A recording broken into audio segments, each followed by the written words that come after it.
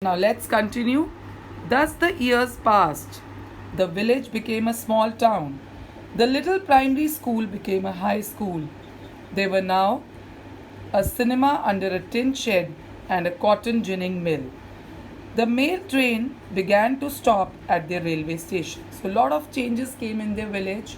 Earlier the village was very small, but now village became a small town. The little primary school became a high school because classes were increased. There were now a cinema under a tin shed and a cotton ginning mill was set up in the village. The mail train began to stop at the railway station. So these are the changes which came in the village. One night after dinner, Ramlal said to his wife, "Then shall I accept Bishambar's proposal?" So Bishambar's proposal for marriage proposal came for Bholi. "Yes, certainly," his wife said. "Bholi will be lucky to get such a well-to-do bridegroom. A big shop, a house of his own, and I hear several thousand in the bank. Moreover, he is not asking for any dowry." "That's right.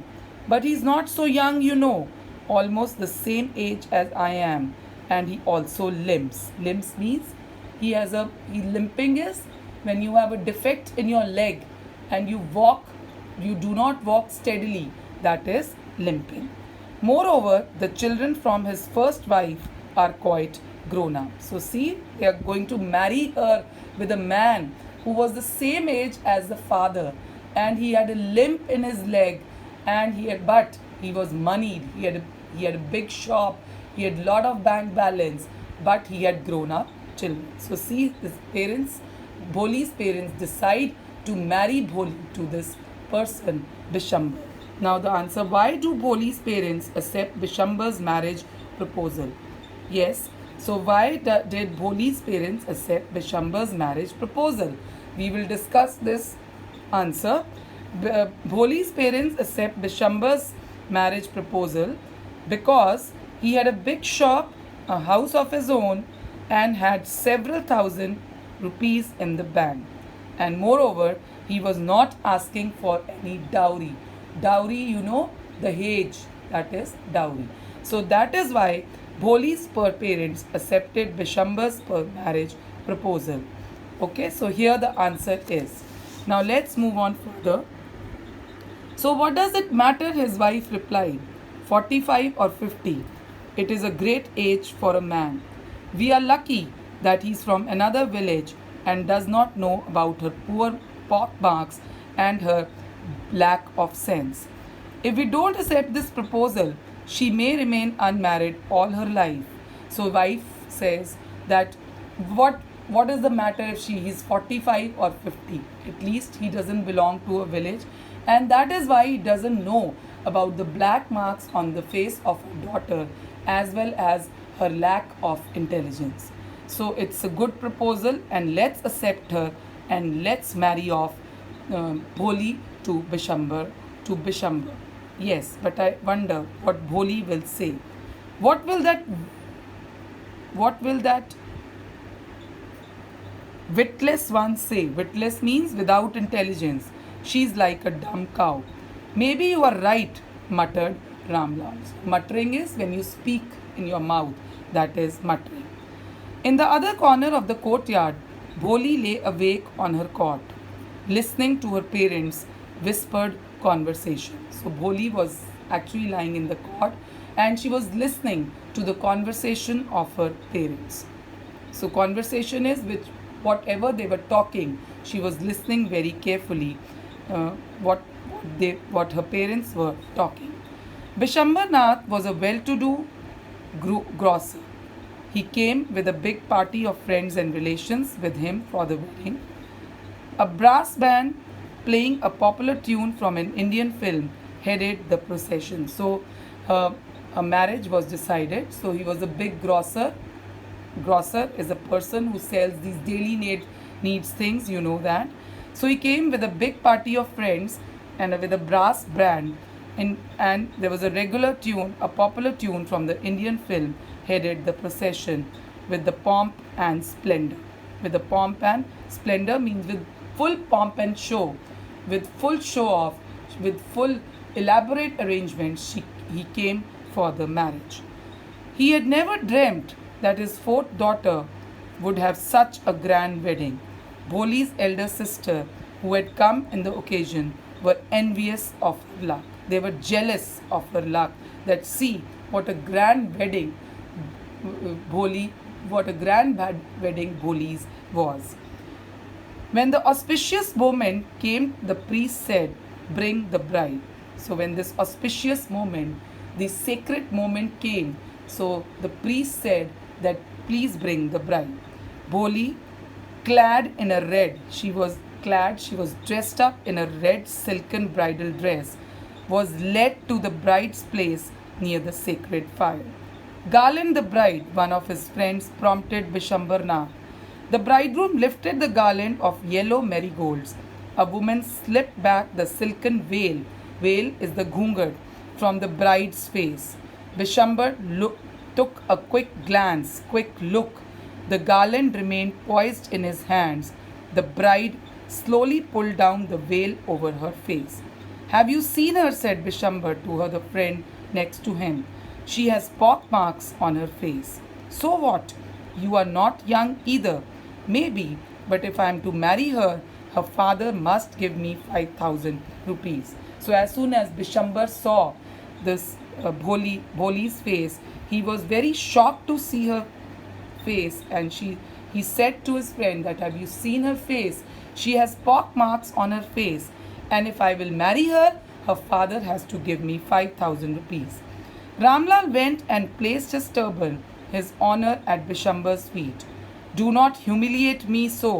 Take 2,000 rupees. Humiliate means do not insult me," Ramlal said, "and you please take 2,000 rupees. No, 5,000, or we go back. Keep your daughter." "Be a little considerate," Ramlal said. "Please be a little considerate. If you go back, I can never show my face in the village." Then out with 5,000, tears streaming down his face, Ramlal went in, opened the safe, and counted out the notes. He placed the bundle at the bridegroom's feet. So see, he is asking for money to take her daughter. Now see Bholi's reaction. On Bishambar's greedy face appeared a triumphant smile, a victorious smile. Triumphant means victorious. He had gambled and won. "Give me the garland," he announced. Once again, the veil was slipped back from the bride's face, but this time her eyes were not downcast. Downcast means looking downwards. She was looking up, looking straight at her prospective husband, at her future husband.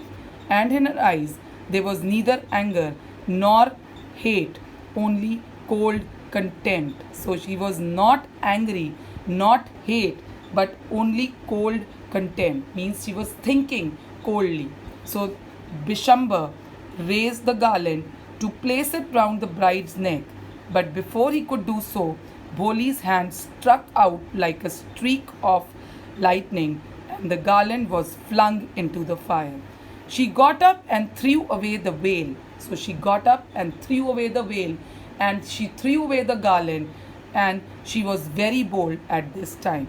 "Pitaji," said Bholi in a clear, loud voice, and her father, mother, sisters, brothers, relations, and neighbors were startled. They were surprised.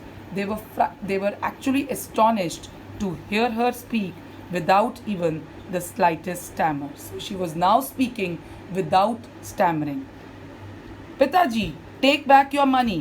I am not going to marry this man." So see, she announced that I am not going to marry this man. Ramlal was thunderstruck. He was very surprised to see the behavior of Bholi. The guests began to whisper, "So shameless, so ugly, and so shameless." So everybody started whispering that, "See, Bholi is so shameless." "Bholi, are you crazy?" shouted Ramlal. "You want to disgrace your family. You want to insult your family. Have some regard for your izzat." "For the sake of your izzat," said Bholi, "I was willing to marry this lame old man, but I will not have such a mean, greedy, and contemptible coward as my husband. I won't. He says, "I'm not going to marry this greedy and person, this contemptible person. I am not going to marry this cow. What a shameless girl. We all thought that she was a harmless, dumb cow, right? You all thought I was a dumb driven cow. That's why you wanted to hand me over to this heartless creature. But now the dumb cow, the stammering fool, is speaking. Do you want to hear more? So she said that you always thought that I was a dumb girl, but now this dumb girl is speaking and I'm not stammering. So you want to hear more? Bishambarnath, the grocer, started to go back with his party. The confused bandsmen thought this was the end of the ceremony and struck up a closing song. So the band, which was actually going on, the band people, so they thought that it was the end of the ceremony, and they also closed the songs which they were playing. Ramlal stood rooted to the ground, his head bowed low with the weight of grief and shame. So Ramlal, Bholi's father, was actually rooted on the ground, and his head, he lowered his head with grief, with sorrow and shame. The flames of the sacred fire slowly died down. Everyone was gone.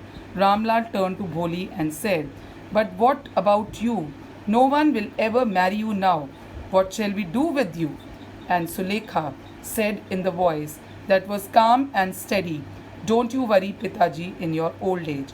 I will serve you and mother, and I will teach in the same school where I learned so much.